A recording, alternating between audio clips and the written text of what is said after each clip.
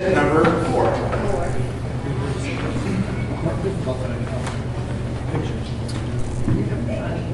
Hello everyone, my name is Nick Holoman. I'm a junior at Bellefontaine High School. And before I begin my speech today, I'd just like to say thank you to all of you for giving us the opportunity to give our speeches today, and especially to Mrs. Lehman. I don't think she's here, but she's our interact director at the school. So, there we go.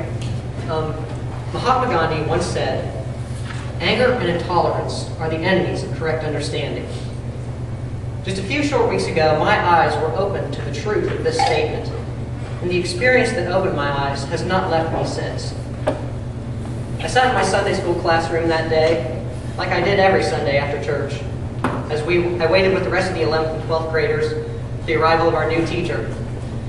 As our teacher entered the room, we were asked to get out a pencil and a piece of paper and answer this question: what do you find the biggest challenge of being Catholic?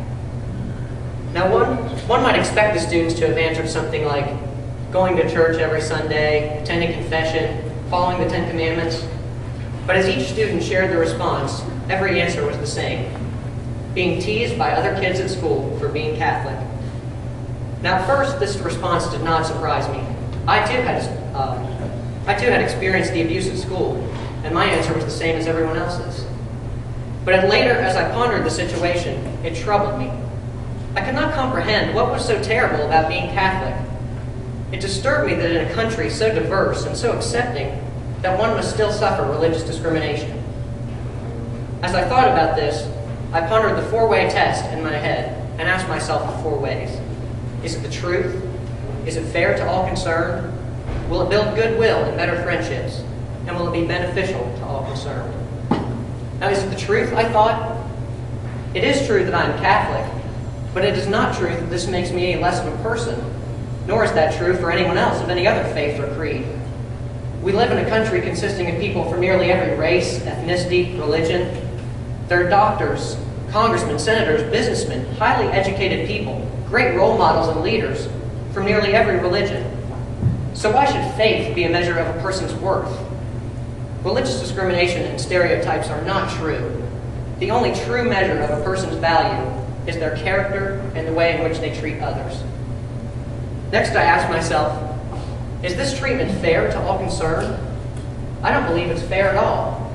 Why should someone be treated differently for something they oftentimes do not even choose?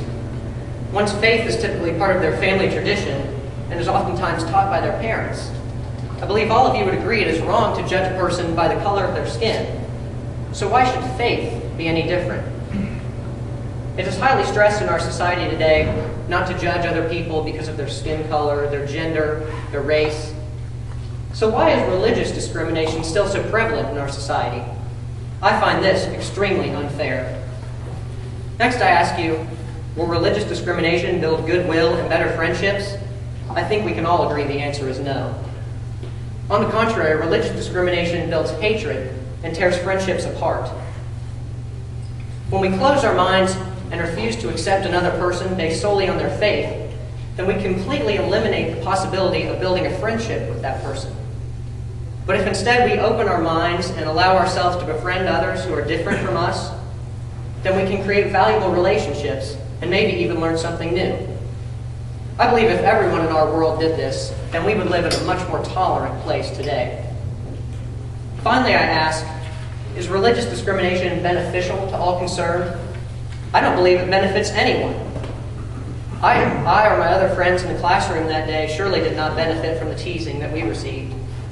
I don't believe it's ever beneficial to tear someone down or to lower their self-esteem.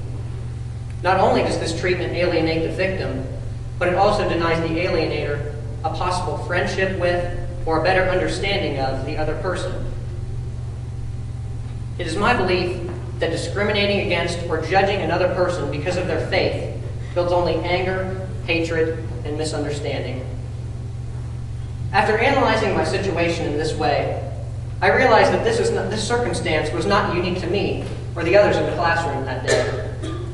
Religious discrimination is something that happens every day, all over the world, and to people from every faith and creed. And it is something that is truly wrong. So what can we do? The only way that we can see an end to religious discrimination is by being the change that we want to see in our own lives. I encourage you all, do not judge a person based on their religion, their skin color, their gender, their race, but by the content of their character. Go out and befriend someone who is different from yourself. If everyone did this, then our world would be a much better place in which to live. Thank you.